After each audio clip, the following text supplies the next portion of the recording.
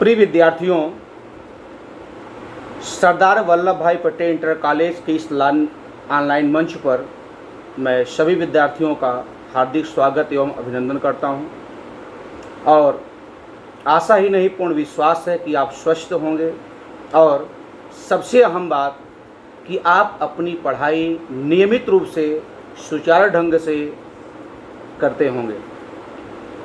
विद्यार्थियों, आप सबके जीवन का जो सबसे महत्वपूर्ण लक्ष्य है वो यही है और आगामी बोर्ड परीक्षा के लिए आप अपनी तैयारी करते रहें, आपदा को अवसर में बदलिए।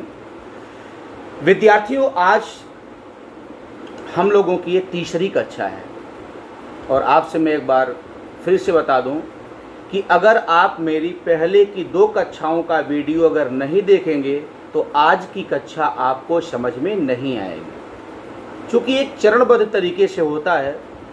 सब एक सिस्टम, एक कक्षा दूसरी कक्षा से जुड़ी होती है। आज की चीज़ें कल की चीज़ों से जुड़ी होती है। तो हम लोग पढ़ रहे थे रस। अभी हम लोगों ने रस में कुछ भी नहीं पढ़ा। अभी आपके दिमाग में मैं इस बात को भेजने का प्रयास कर रहा हूँ कि रस है क्या। विद्यार्थियों, इसके ठीक इसके पहले वाली कक्षा में मैंने आपसे कहा था कि रस्यते इति रसः, जो रसता है वही रस है। रस्यते इति रसः, जो रसता है वही रस है।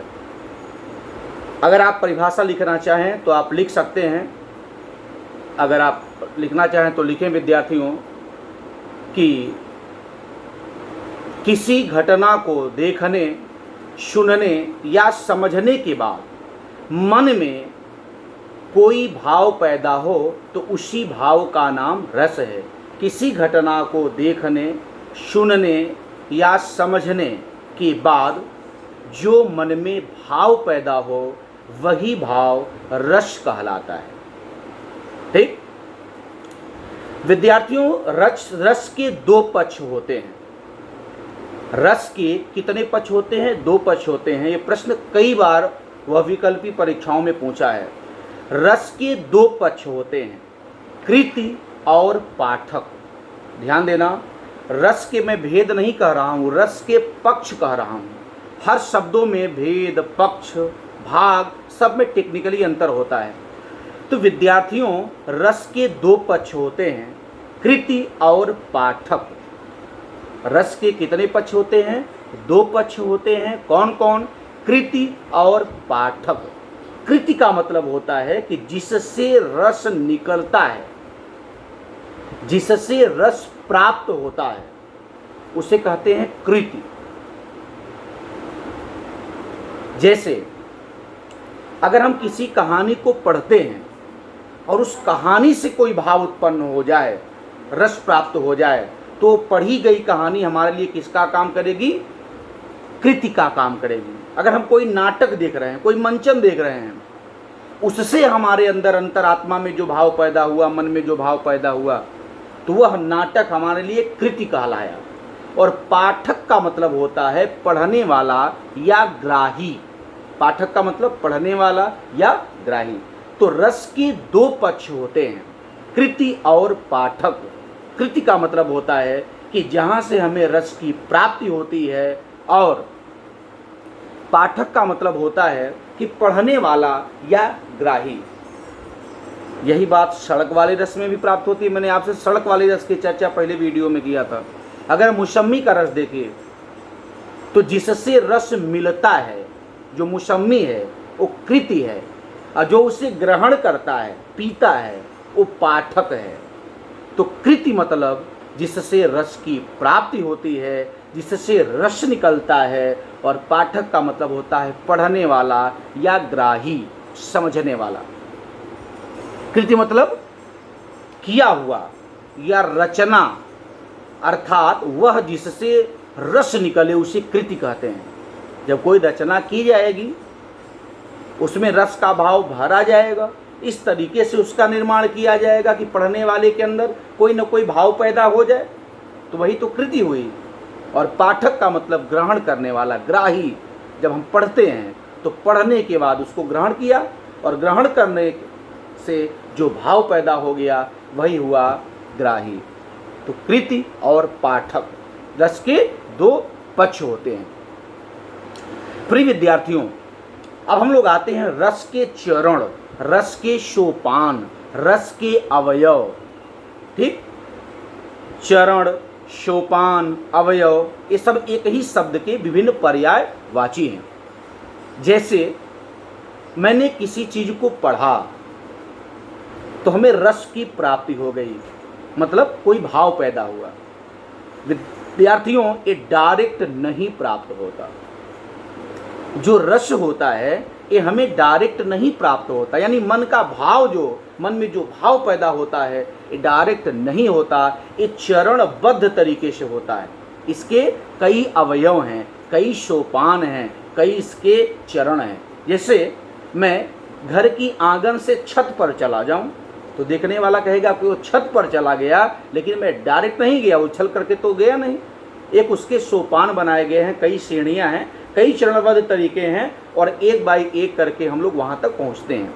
तो प्रिय विद्यार्थियों, रस के 4 चरण होते हैं। ध्यान देना, वहां मैंने पक्ष की बात किया था। रस के 2 पक्ष होते हैं, कृति और पाठक, और रस के 4 चरण होते हैं।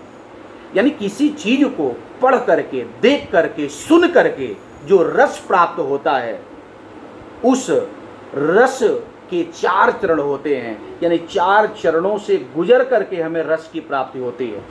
अगर हम लोग सिंपल टर्म ऑफ वे में बात करें, सामान्य शब्द में बात करें, तो सबसे पहला भाव क्या होता है? सुनना या देखना।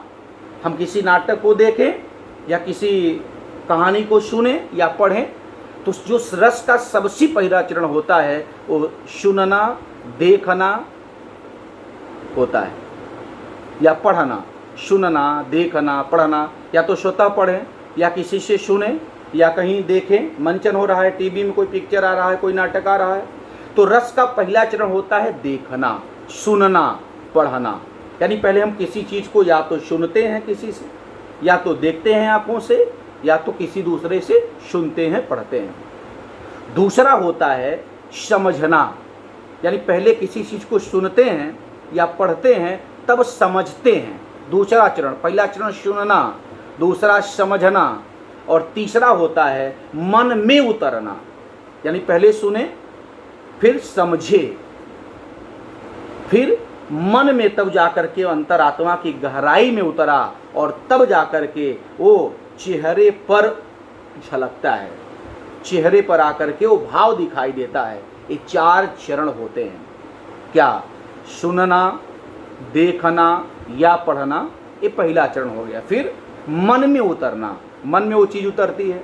फिर सुनना, देखना या पढ़ना, फिर उसे समझना, फिर मन में उतरना, फिर चेहरे पर झलकना। जो भी भाव हमारे अंदर होता है विद्यार्थियों, चेहरे पर झलकता है। तभी तो आदमी कहता है कि यहाँ सब कुछ लिखा होता है। अगर हम किसी दिन गुस्से में होते हैं तो अगला आदमी कह देता है ना कि आज बड़े नाराज दिख रहे हो। किसी दिन हमारे अंदर खुशी का भाव पैदा हुआ तो आदमी कहते हैं कि आज बहुत खुश दिखाई दे रहे हो। तो सब कुछ चेहरे पे झलकता है। और इसी 4 चरणों को, 4 अंगों को, 4 सोपानों को, 4 अवयवों को अगर रस की टेक्निकल भाषा में, रस की शब्दावली में देखें तो पहला है विभाव। क्या है? विभाव। दूसरा क्या है? अनुभाव।